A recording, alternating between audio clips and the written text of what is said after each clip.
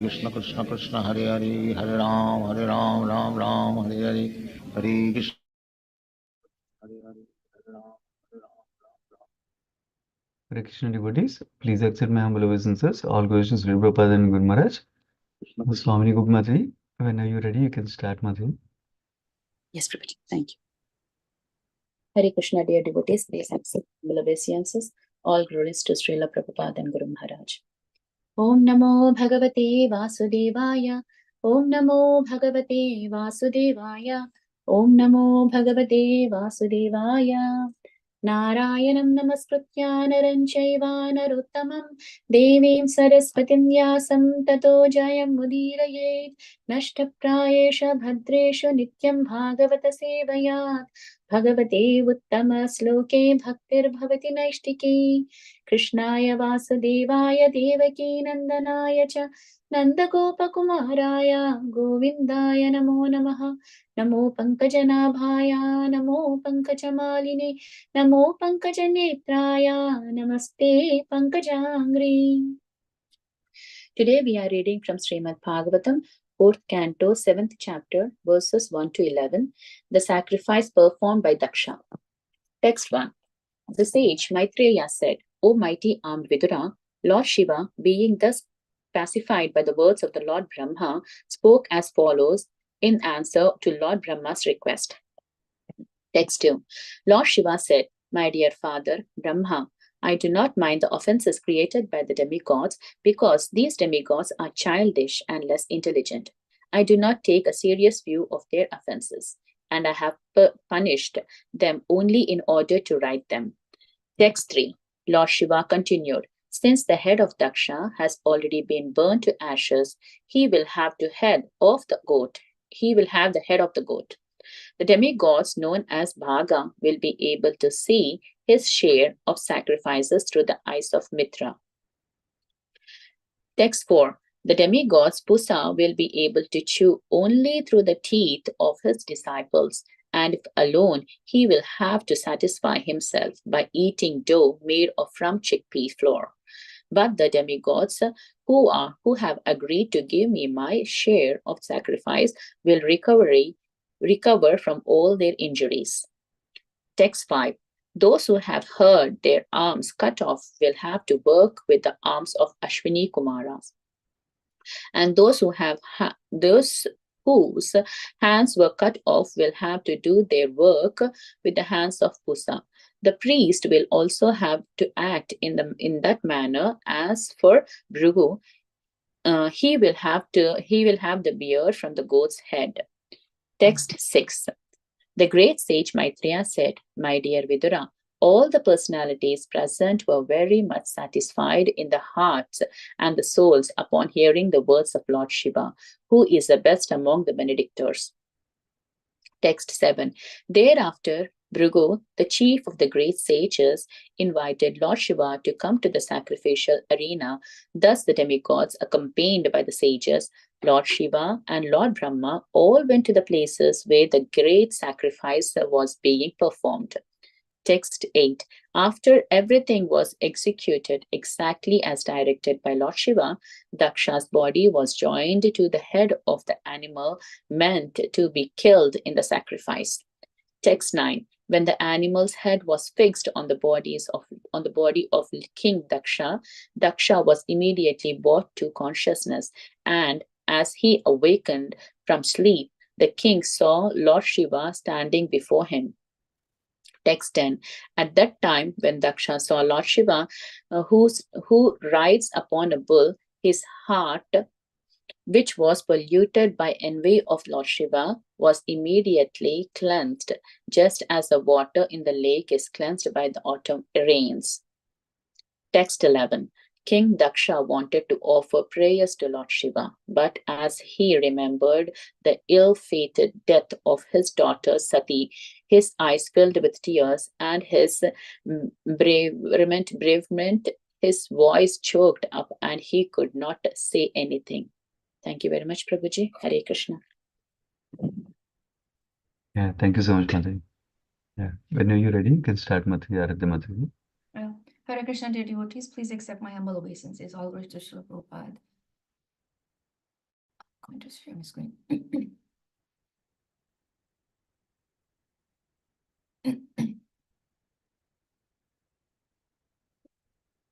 So, Om Namo Bhagavate Vasudevaya, Om Namo Bhagavate Vasudevaya, Om Namo Bhagavate Vasudevaya. Prabhu, you can hear me clearly, right, today? Yeah. Yes, Madhavi. Okay, Yeah. okay, thank you. Okay, so we are continuing from yesterday's conversation. So in this canto, Canto 4, second chapter to 7th chapter, it gives the description of a story of Lord Shiva, Sati, and Daksha. So in text 1 through 12, or 1 to 11, Lord Shiva revives Daksha's life, and it shows how merciful Lord Shiva is. And we see that the sacrifice performed by Daksha. Verses 1 to 5 talks about Lord Shiva's benedictions. So just a little here and there.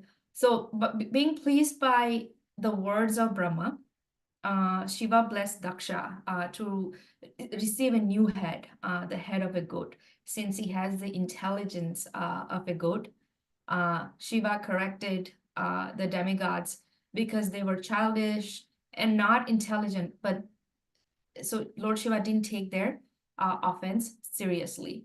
The remaining persons who are injured are blessed either to be healed or to be able to use the senses of others. So that's just the context of those verses that I am going to. So in text 1, there is no purport, so we'll go to text 2. So in text 2 shows the mercy, how merciful Lord Shiva is. He's known as Vaishnavanam Yathashambho. Lord Shiva is a great Vaishnava, of course, in his category. And there is some blessings coming from Lord Shiva here. And we know that Lord Shiva is easily pleased. He is known as Ashutosh, which means easily pleased. You all know the story about Samudra Manthan, and when he when the extremely dangerous poison known as halahala came out, once they started churning, like the first thing that came out, and Lord Shiva, being the selfless devotee of Krishna, he could not bear the sufferings of devatas and demigods, so he took up the hardship on him, and relieved them from the difficulties. And Lord Shiva is like easily pleased with Vaishnavas. So in our life, we pray to Lord Shiva to practice our Krishna consciousness very nicely. As you all may have visited Vrindavan, there you will see in every forest of Vrindavan, Lord Shiva is actively protecting the Vrajnam. He always wishes welfare of others, or of all. And whenever he chastises a person, it's just like a father's punishment of his son. Lord Shiva is like a father, because he never takes seriously any offenses by any living entity, especially the demigods. In text 3, there is no purport, so we'll go to text 4.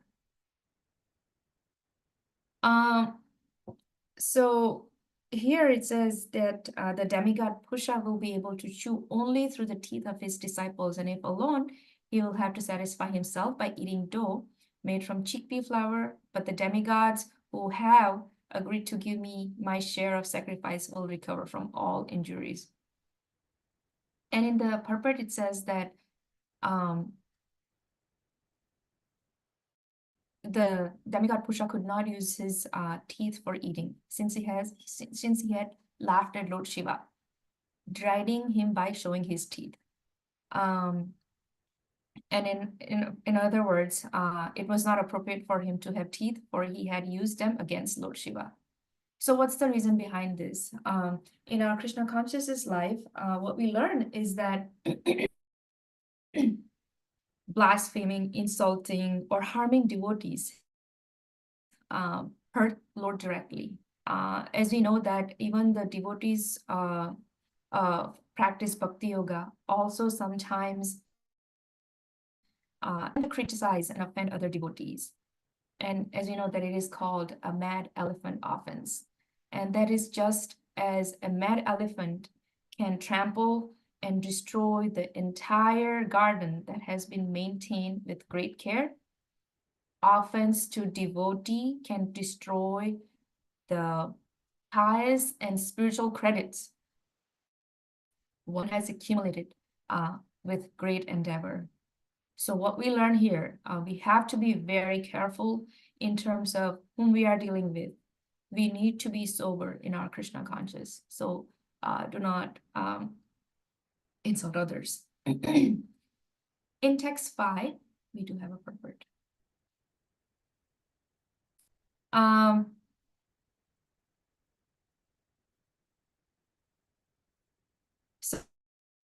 So I'm going to read from the purport. So from the purport, Srila Prabhupada says that, I'm going to read from here. It appears from the exchange of Daksha's head that the modern scientific theory that the brain substance is the cause of all intelligent work is not valid. The brain substance of Daksha and that of a goat are different. But Daksha still acted like himself, even though his head was replaced by that of a goat. Srila Prabhupada says that the conclusion is that it is the particular consciousness of an individual's soul which acts. The brain substance is only an instrument which has nothing to do with real intelligence. The real intelligence, mind, and consciousness are part of the particular individual's soul. It will be found in the verses ahead of it, that after Daksha's head was replaced by a goat's head, he was as intelligent as he had previously been. He prayed very nicely to satisfy Lord Shiva and Lord Vishnu, which is not possible for a goat to do. Therefore, it is definitely concluded that the brain substance is not the center of intelligence. So we learned that it is the consciousness of a particular soul that works intelligently. And we know, as Srila Prabhupada said, the whole movement of Krishna consciousness is to purify consciousness, purify the consciousness.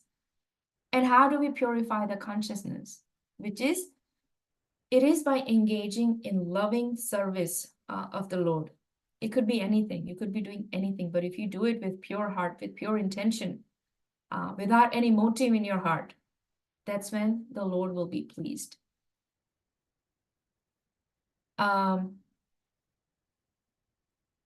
So in the purport, it says, it doesn't matter what kind of brain one has, because he simply transfers his consciousness from matter to Krishna. His life becomes successful.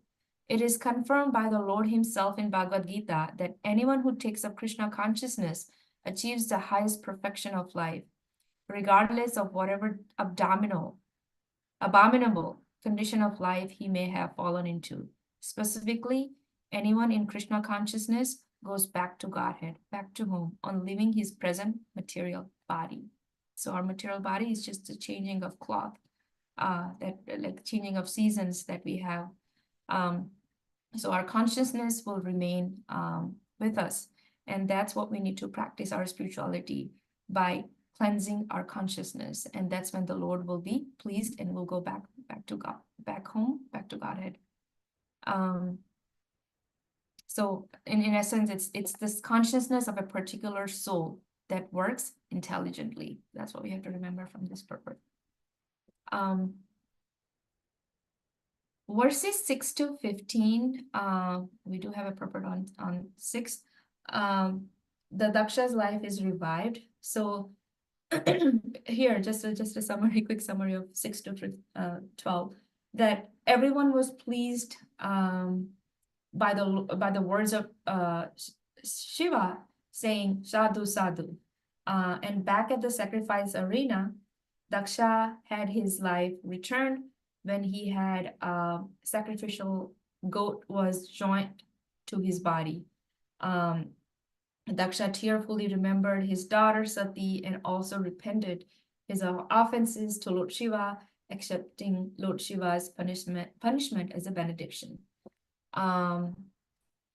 So here,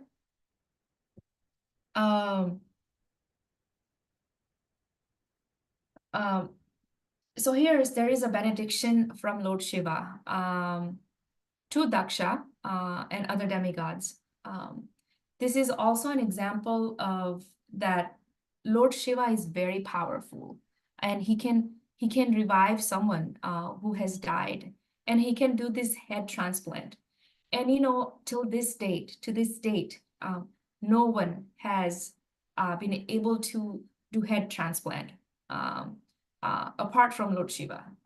That shows how powerful he is. And also we heard in translations that that Swamini Gopika Mataji read that about Shiva's punishment, that it is in a way a benediction which Daksha has realized, and it is for his purification and spiritual upliftment. So in essence, Lord Shiva punished Daksha, but it is an upliftment for his spiritual success. One example that we can take from Damodar Lila, that Narad Muni supposedly cursed Nala Kuvera and Manigriva, but it was benediction to become Arjuna tree in the courtyard of Nanda Maharaj. So for them, it was a benediction.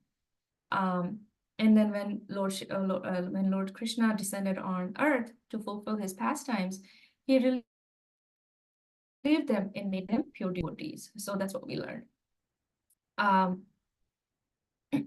In text 6, the purport of text 6, there is a story, so I'm going to read, so please pay attention. It's right here. So, Srila Prabhupada says, sometimes, of course, it happens that Lord Shiva becomes the best benedictor in spiritual life.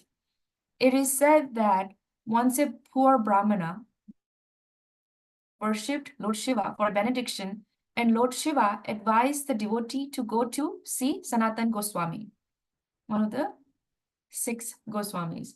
The devotee went to Sanatan Goswami and informed him that Lord Shiva advised him to seek out the best benediction from him. From him, who? Sanatan Goswami. And Sanatan had a touchstone with him, which he kept with the garbage.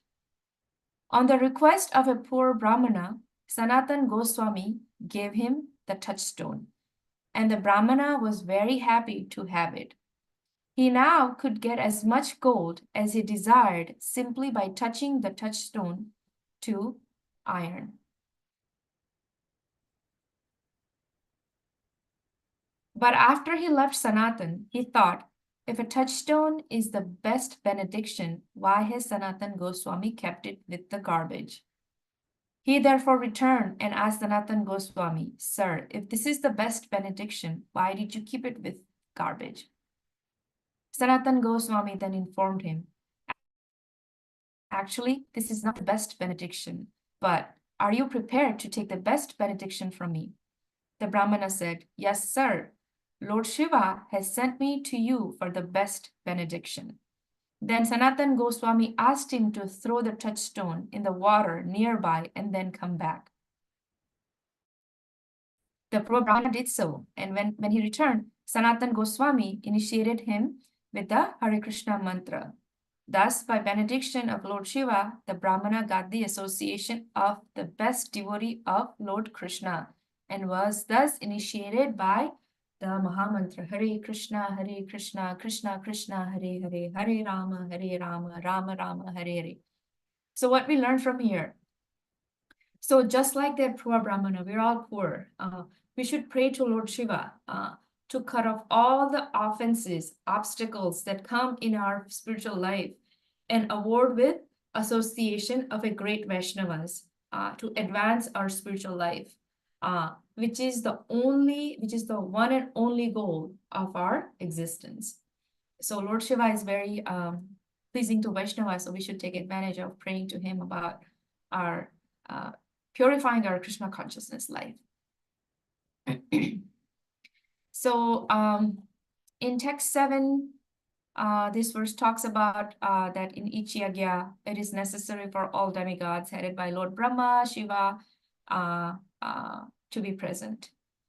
And in text 8, so basically, at that time, everyone cooperated, and Lord Daksha, and Lord Shiva awarded Daksha with a head of a goat.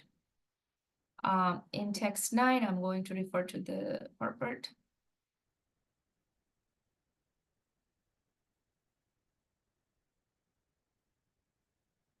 So from the purport, Srila Prabhupada gives an example that,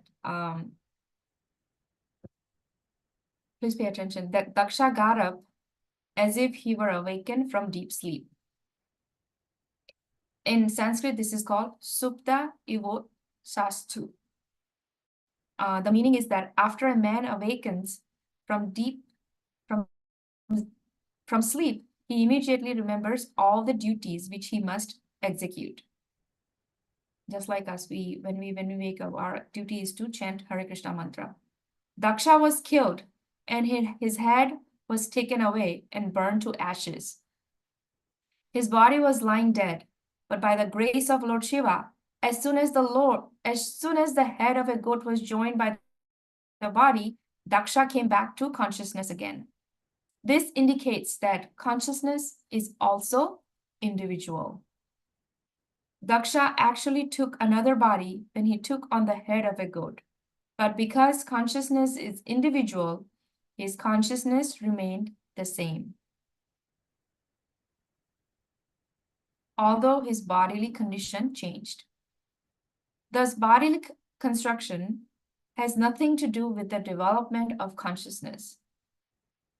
So here, even if we it's better to be healthy, we exercise and be healthy to properly execute our devotional service, but it's not the body that counts, it's the consciousness, what we put in our consciousness, what we hear about Lord Krishna, what we hear about the pure devotees, that's what counts. And that will be carried to your next destination. So Daksha actually took another body when he took on the head of a goat, but because consciousness is individual, his consciousness remained the same, although his bodily condition changed. Thus, bodily construction has nothing to do with the development of consciousness. Consciousness is carried with transmigration of the soul. There are many instances of this in Vedic history, such as case of Maharaj Bharat, which is a good example that we can ponder upon. Maybe you can read this as a purport and then read about Bharat Maharaj.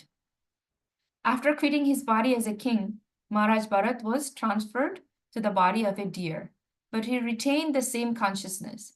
He knew that although formerly he was King Bharat, he had been transferred to the body of a deer because of his absorption in thinking of a deer at the time of his death.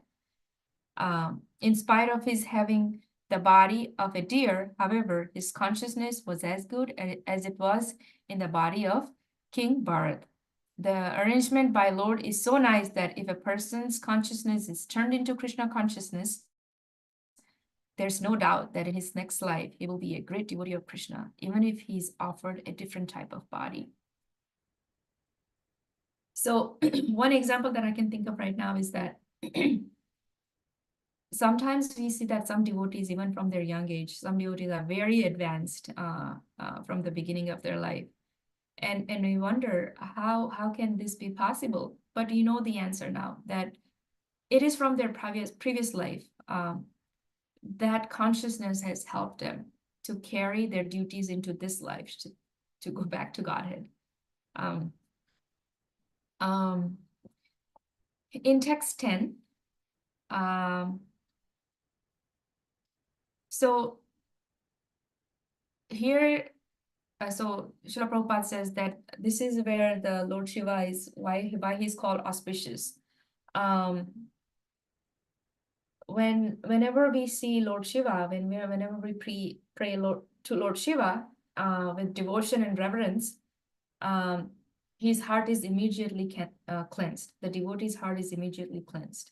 And Daksha was polluted by envy of Lord Shiva, and yet by seeing him with a little love and devotion, his heart immediately became cleansed.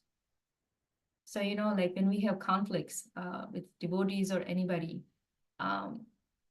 love can only conquer love, right? So if you are having some obstacles or like some difficulties with other devotees, be nice to them, and then their heart will be transformed. So Lord Shiva himself is like very kind to Vaishnavas, and just by, you know, praying to him, Lord Daksha, I mean, King Daksha, even with his little love and devotion, he was cleansed for his envy of Lord Shiva. In last text 11, there is no purport, but we know that that Daksha wanted to offer prayers to Lord Shiva, but as he remembered the ill-fated death of his daughter Sati, his eyes filled with tears and in bereavement, his voice choked up, and he could not say anything. So tomorrow you'll hear about Daksha's prayer unto Lord Shiva and more.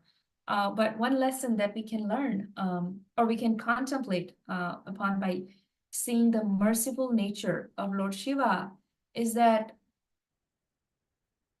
when we also imbibe the quality of benevolence and attempt to benefit others to the best of our ability, we shall naturally become dear to Lord Krishna. We may not be able to mirror Lord Shiva's selflessness and benevolence at once, but by drawing inspiration from him, we can surely begin cultivating selflessness in our hearts, which is very hard, and then with practice, it should come. Also, one more thing, that while offenses to devotees hamper one's spiritual advancement, as you saw in those translations, the blessing of a devotee can help us advance in spiritual life. So we should be seeking the blessings of pure Vaishnavas, pure devotees, instead of offending them. And that's what we learned from this section. Thank you so much. Srimad Bhagavatam ki jai, Srila Prabhupada ki jai, Hare Krishna. Thank you very much. Yeah, thank you so much, Aradhya Mataji. Wonderful class. Hare Krishna Mataji.